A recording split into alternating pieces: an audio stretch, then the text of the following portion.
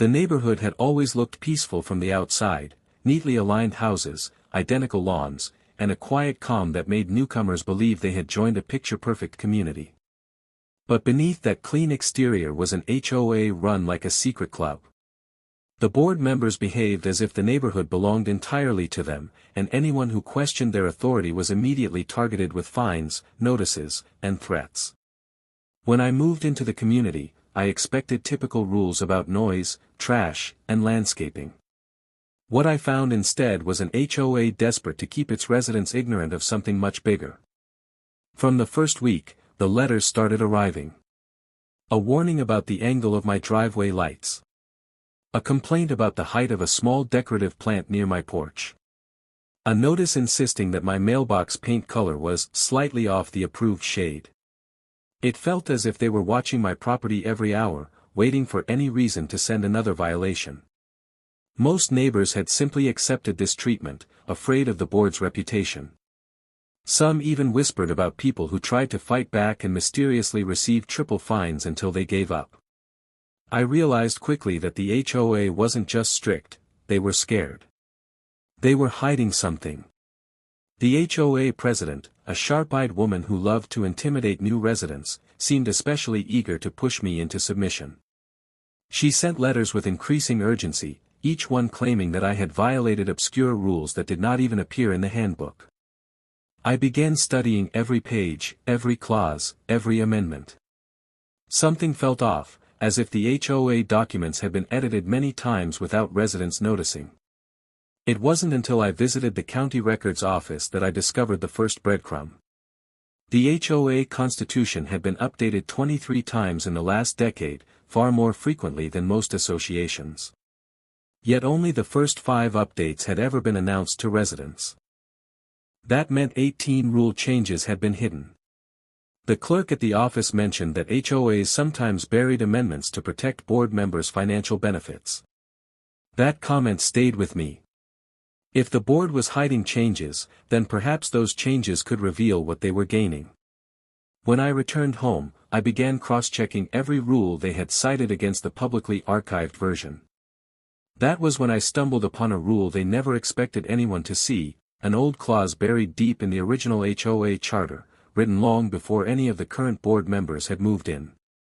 This clause stated that if an HOA failed to disclose multiple major amendments to residents, the HOA could be declared inactive, and the community's enforcement power would automatically shift to the property owner who initiated the challenge.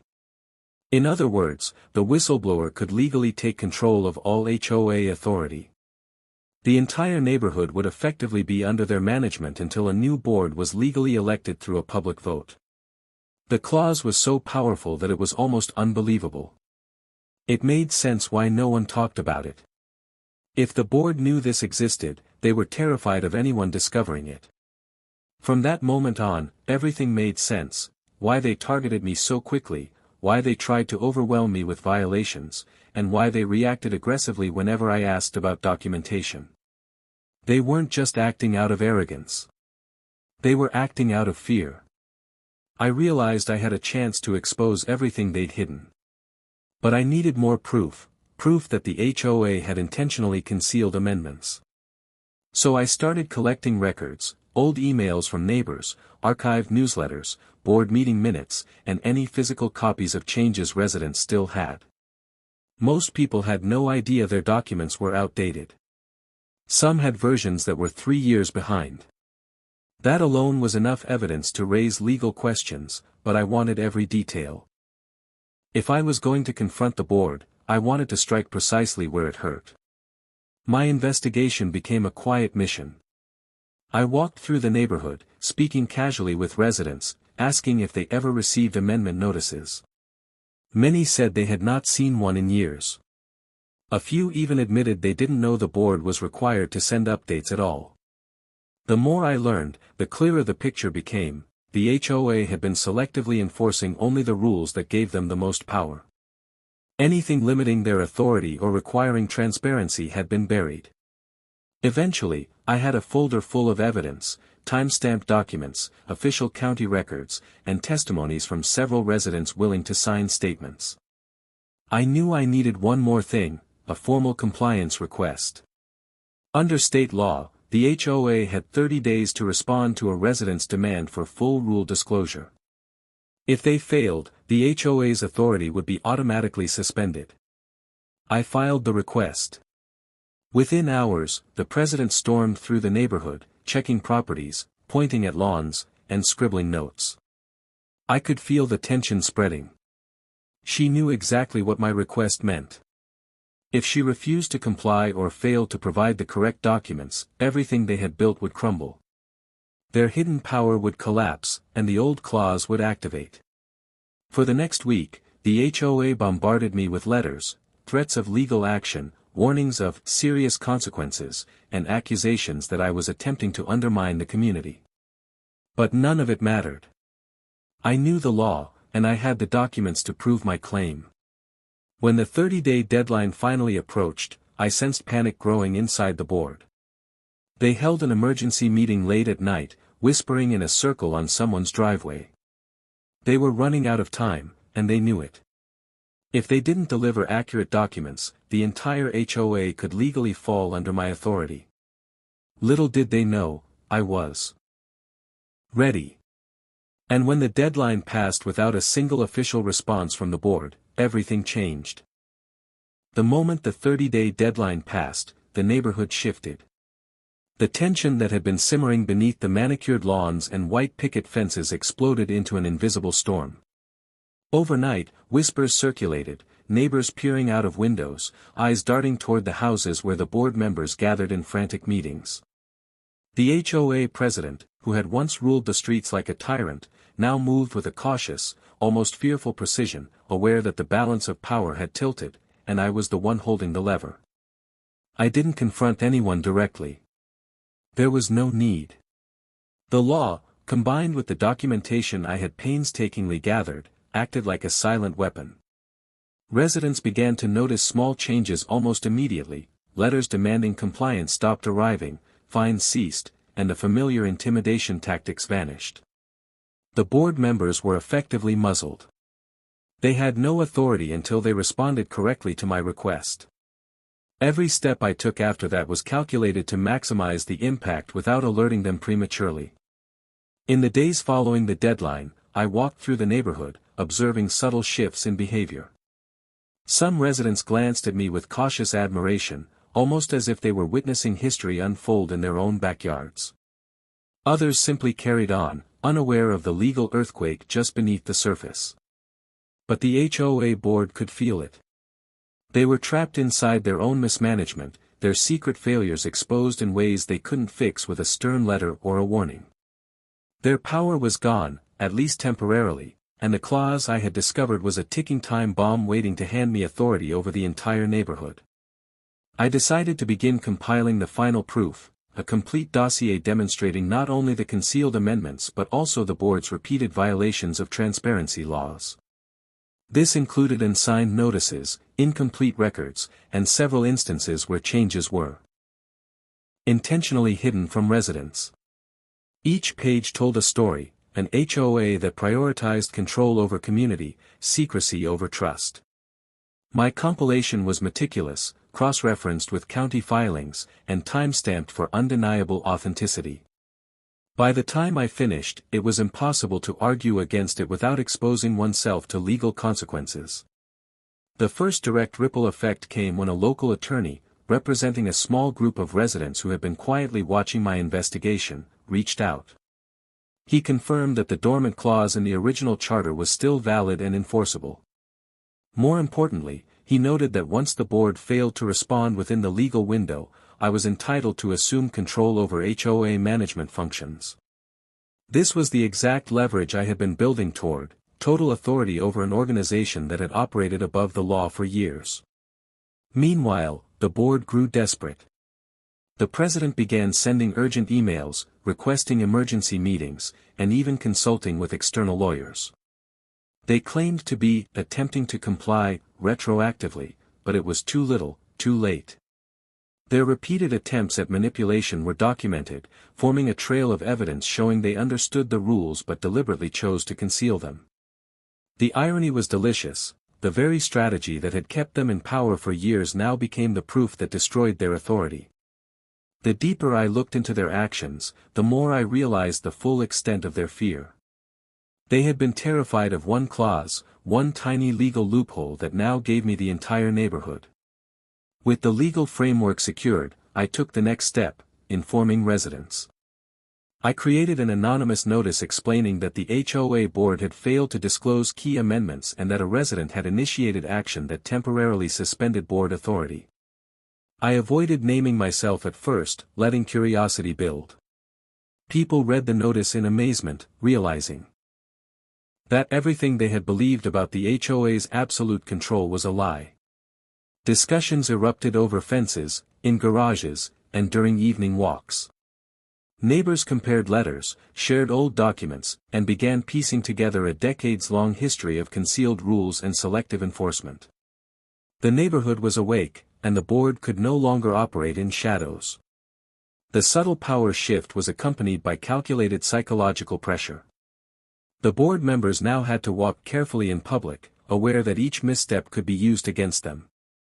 I, on the other hand, remained virtually invisible, letting the law speak on my behalf. The clause didn't just give me authority, it shifted the momentum. Residents began asking questions, wondering what would happen if I assumed control completely. Every unanswered question from the board became a reflection of their incompetence, and their credibility plummeted almost overnight. Soon, small incidents illustrated the changing tide. Notices demanding compliance were returned unopened. Fines issued for obscure violations vanished into the void. Some board members attempted to coerce residents into ignoring my communications, but people had grown cautious, aware that the old rules no longer applied. The once feared president was reduced to whispering hurried instructions to her allies behind closed doors, visibly anxious. Her confidence had evaporated. For the first time, the entire neighborhood could see the HOA as fallible, human, and vulnerable. The final act of this chapter involved a symbolic yet strategic gesture. I submitted a formal declaration to the county, documenting that the HOA had failed to comply and that enforcement authority should temporarily shift under my direction.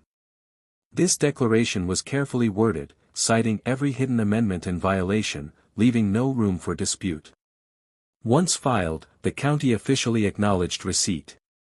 Legally, I was now recognized as the interim authority capable of managing HOA functions. In practical terms, it meant that every action previously taken by the board could now be reviewed, amended, or reversed under my supervision. Residents began noticing immediate changes. Requests for permit approvals, landscaping modifications, and property adjustments were now processed promptly. The fear that had kept them silent for years dissolved. Children played freely in yards previously subjected to petty fines. Garden decorations, once removed for minor infractions, returned in full color. It was a quiet revolution, executed without confrontation or spectacle. The hidden rule had done its work, and the HOA's carefully maintained empire was crumbling, its former rulers powerless to stop the wave they had feared for decades. Yet even with the legal victory, I knew the story was far from over. The board's desperation would escalate, and their attempts to regain control were inevitable. I would need to anticipate every move, prepare for counterattacks, and ensure that the neighborhood remained firmly under fair and transparent management. But for the moment, the balance had shifted irrevocably. The law had chosen its side, and the board had no choice but to wait and watch. With the county officially acknowledging my temporary authority over the HOA, the neighborhood entered a new era. What had been a tense, intimidating environment transformed into a quiet, strategic shift of power.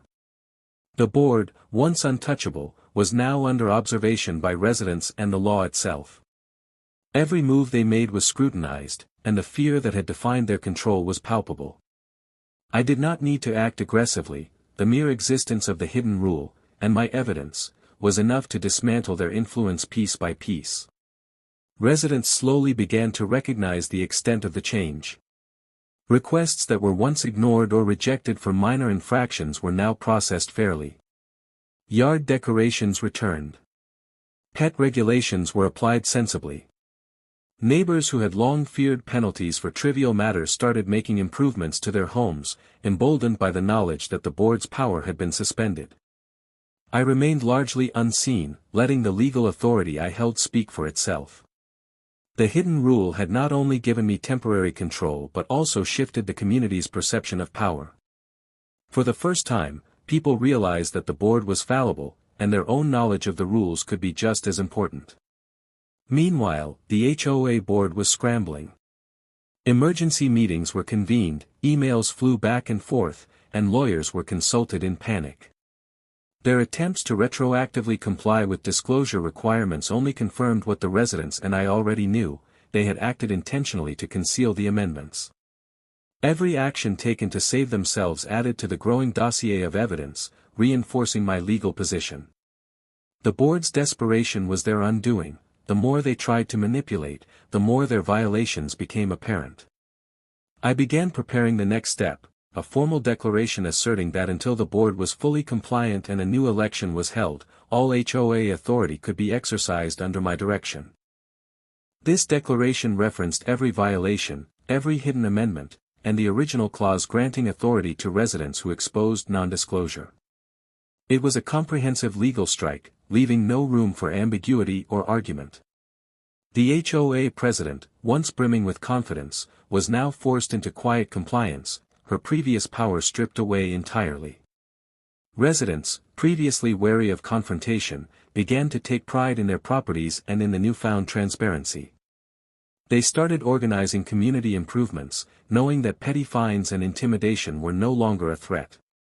The dynamic shifted, fear gave way to empowerment. Conversations at fences and driveways changed from complaints about the HOA to discussions about what the neighborhood could achieve together. The power of the hidden rule extended beyond legal authority, it restored confidence and a sense of control to the entire community. At the same time, the board's allies attempted subtle resistance. Some tried to sway neighbors, claiming that my authority was temporary or illegitimate. Others spread rumors designed to undermine my credibility. Yet every claim was countered by documented evidence. The hidden rule was clear, the timeline indisputable, and the county's acknowledgement unambiguous. With each failed attempt to regain control, the board's authority eroded further, and residents grew increasingly aware of their right to demand transparency and fairness. Eventually, the board called for an official election, seeking to re-establish legitimacy. But the balance had irrevocably shifted. Armed with legal knowledge and a clear record of past abuses, I guided residents to ensure that the election process was transparent and fair. Candidates who had once hidden behind the old board's secrecy were vetted carefully. The community was now empowered to choose representatives who would respect transparency, fairness, and accountability. The HOA's culture of fear was dismantled, replaced by a system where residents could openly participate in decisions affecting their properties. As the weeks passed, I gradually withdrew from day-to-day oversight, leaving the community in the hands of residents who understood their rights. The hidden rule had accomplished its purpose. The neighborhood was no longer ruled by an intimidating board but governed by laws and fairness, with accountability at every level. Those who had once wielded absolute power were now spectators, witnessing a community reclaim its authority. The lesson was clear: control could never be maintained through secrecy and fear alone. Transparency, even when discovered late, held the ultimate power. By the time the board was fully compliant, the neighborhood had transformed. Residents were confident, proactive, and engaged. Petty fines were a thing of the past, decorations thrived, and everyone understood the importance of knowing their rights. The hidden rule had not only given me authority over the HOA temporarily but had permanently changed the culture of the community. The board's fear, once a tool of oppression, had been redirected into a lesson about accountability and the power of knowledge. Looking back, the process had been intense, strategic, and exhausting. But the outcome was undeniable: the hidden rule, long forgotten and buried in dusty documents, had ended up giving me, not through confrontation, but through meticulous preparation and understanding of the law, the power to restore fairness to an entire neighborhood. The HOA, once untouchable and intimidating, had been dismantled legally and permanently reshaped by residents who finally understood their own authority. What started as a personal challenge against a board of rules and threats ended as a community-wide victory. The neighborhood had been reclaimed, the HOA's secrets exposed, and fairness restored. And it all began with a single hidden clause, overlooked and feared, which ultimately became the key to turning the tables on those who had thought they could control everything. The hidden rule had not only given me the authority I sought but had rewritten the future of the neighborhood forever.